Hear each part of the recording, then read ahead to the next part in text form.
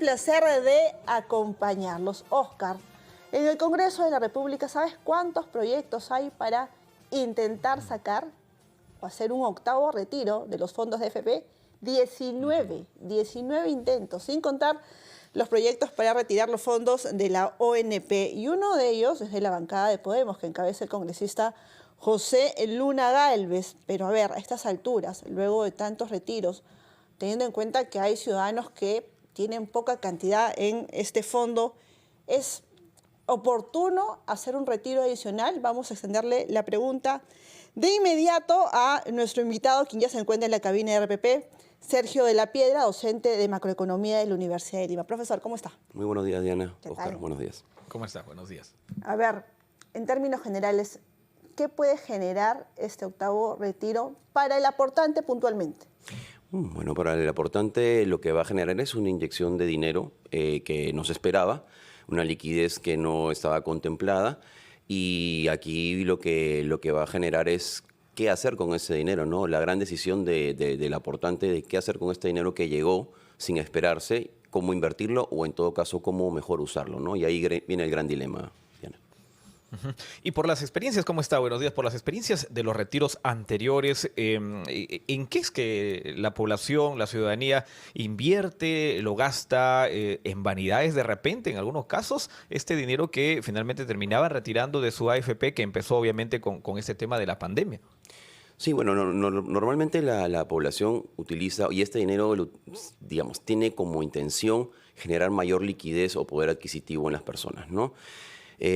Habitualmente nosotros lo que hacemos, o las personas lo que suelen hacer, es utilizarlo para gastos comunes, corrientes, de uso constante, ¿no? Compras que habitualmente suelen hacer en casa, que las empiezan a utilizar para ello, ¿no? Y eso es el gran inconveniente, porque habría que entender que uno debería mantenerse con el ingreso corriente. Ahora, comprendamos también que la población económicamente activa, los aportantes, el 70% son informales, entonces todos viven con el día a día. Ellos no están inmersos dentro de lo que es el sistema de fondos de pensiones, pero los que están adecuadamente empleados, la gran mayoría utiliza el dinero para consumo familiar, básicamente necesidades, no inversión necesariamente. De un lado, profesor, el congresista José Luna Gálvez ha dicho que sí se garantiza una pensión mínima para aquellos aportantes que se queden sin fondos y retiran una vez más su dinero. Del otro lado está el ministro de Economía y Finanzas, Raúl Pérez Reyes, quien ya lo anunció. Si hay aportantes que hacen un retiro y se quedan sin nada, lo más probable es que no tengan una pensión digna mínima de 600 soles. ¿Es posible contar con un fondo de ahorros si es que teniendo, por ejemplo, 50 años hoy por hoy, y he hecho retiros en la pandemia y tengo 20.000 soles, porque se va a permitir más de 4 UITs para poder sacar en esta ocasión, si es que se aprueba el proyecto, que tenga una pensión mínima? No necesariamente, y yo considero que lo que indica el ministro de Economía es correcto. O sea, el Estado no puede asumir las decisiones que digamos, el empleado, o en todo caso el aportante del FP ha tomado como tal, ¿no? O sea, vale decir, si yo me quedo sin ningún fondo que pueda generar intereses para una retribución a futuro, el Estado no tendría por qué asumir esa parte, ¿no? Entonces ahí viene una complejidad que vamos a empezar a entender, que es, hoy no lo vemos, pero quizás en el largo plazo lo que va a empezar a suscitarse es intentar, para gestionar la pensión que usted dice, generar subsidios, ¿no? O sea, bonos de entrega hacia futuro. Y eso, digamos, a la larga. ¿Y de dónde se saca esa plata? Y la plata saca de la contribución. Entonces empezamos a jugar una ruleta rusa que ya todos la conocemos, ¿no?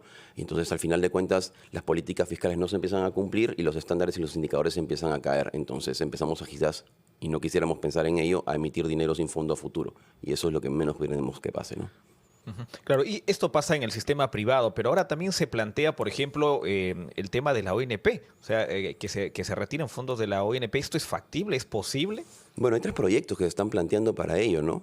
Pero en realidad eso aún es más complicado, porque recordemos que la ONP es un fondo en donde usted aporta como una especie de pirámide que vamos armando una base, ¿no? Entonces, si empezamos a retirar cada vez más arriba, menos base vamos a tener para los aportantes hacia el futuro, ¿no?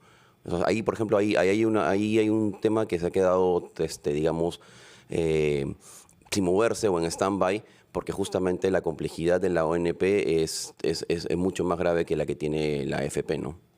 Ahora, el retiro es una cosa, profesor, y otra, el malestar, la disconformidad que tiene el aportante con respecto a la conducta que han tenido los fondos de AFP o de las AFP en los últimos años. Lo cierto es que hay mucho rechazo porque no se asegura una pensión adecuada, una pensión acorde con los descuentos que se han llevado durante su vida laboral.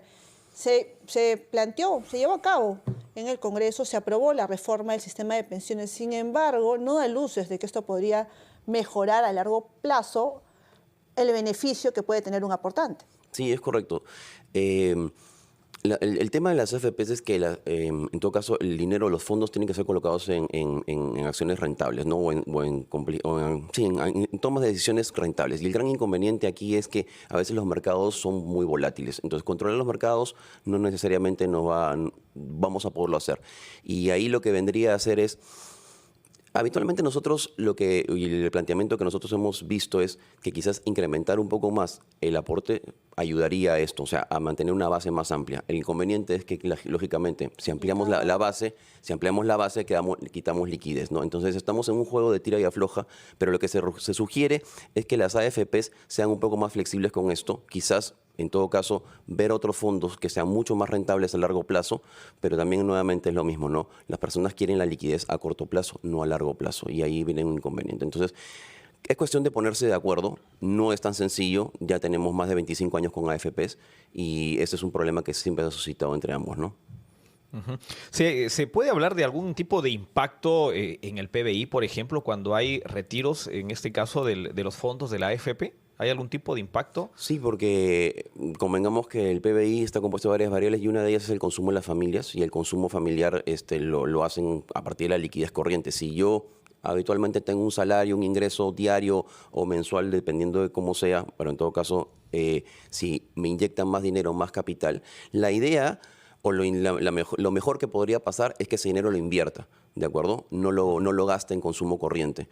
Pero lamentablemente todos sabemos que no necesariamente los ingresos nos alcanzan para todo y habitualmente las personas inyectan este dinero en la economía y la hacen circular. Y entonces, si la pregunta es ¿impacta? Sí, se impacta. ¿De manera positiva? Sí, de manera positiva porque incrementa el consumo familiar, ¿no?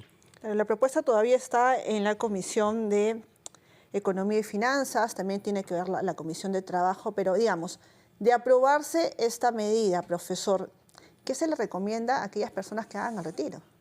Lo que se recomienda, y desde el punto de vista económico, es que mantengamos el gasto corriente, o sea, el consumo habitual, con los ingresos que percibimos. Y el dinero extra que hemos recibido lo invirtamos. Lo invirtamos en un depósito que sea en un depósito, por ejemplo, a plazo, que tenga una tasa superior a lo que nos entrega la AFP, porque si no, no tiene ningún sentido tener el dinero conmigo con una tasa inferior. Y el problema es que muchas personas sacan el dinero, lo colocan en cuentas de ahorro que tienen, digamos, intereses inferiores a los que ofrece la AFP. Invertirlo en negocios. Negocios. Una cosa es invertirlo en negocios, me parece una buena iniciativa, pero sobre todo, Diana, es muy importante a todos aquellos que tienen deudas con los bancos, de cualquier índole la que sea, es mejor amortizar esa deuda, es mejor, digamos, apagar esa deuda. ¿Con qué objetivo? Con el objetivo de volvernos crediticiamente hábiles para mayores créditos, en todo caso, hacia futuro, ¿no? Eso es importantísimo. Perfecto. Profesor, le agradecemos muchísimo por esta presencia con nosotros aquí en RPP, explicarnos un poco todo este contexto, ¿no?, que rodea estas propuestas y, bueno, las recomendaciones importantes también para las personas que finalmente, si es que se aprueba en el Congreso de la República, un nuevo retiro de los fondos de la AFP. Le agradecemos mucho su presencia. Estuvo con nosotros Sergio de la Piedra, docente de macroeconomía de la Universidad de Lima. Muchas gracias. Vamos a la pausa y estamos de regreso con más aquí en RPP, confianza y credibilidad por todos los medios.